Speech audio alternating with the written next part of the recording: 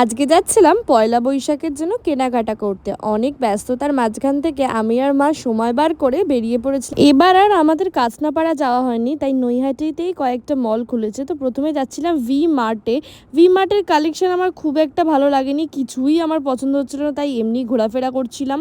তো তার পাশেই ছিল স্টাইল বাজার। স্টাইল বাজারে এসে এই দুটো কুর্তি তুলে নিয়ে ট্রাই করতে চলে এলাম। প্রথম কুর্তিটা আমার ভালো লাগলেও মোটামুটি লেগেছিল, কিন্তু তারপরে কুর্তিটা একদমই খুবই ফালতু লাগছিল আমার।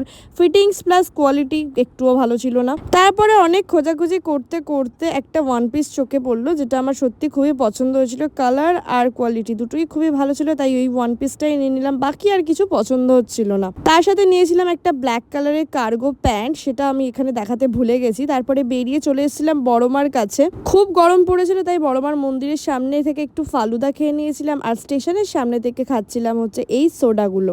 তো চলো টাটা।